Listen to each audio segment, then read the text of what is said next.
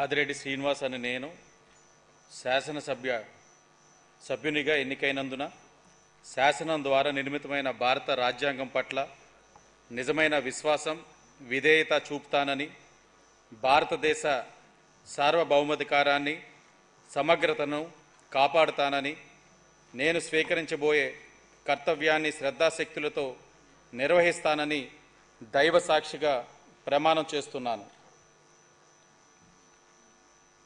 ఆంధ్రప్రదేశ్ శాసనసభ సభ్యుడైన ఆదిరెడ్డి శ్రీనివాస్ అన్న నేను సభ నియమాలకు కట్టుబడి ఉంటానని, వాటిని అనుసరిస్తానని, సభా మర్యాదలను పాటిస్తానని, సాంప్రదాయాలను గౌరవిస్తానని దైవ సాక్షిగా ప్రమాణం చేస్తున్నాను.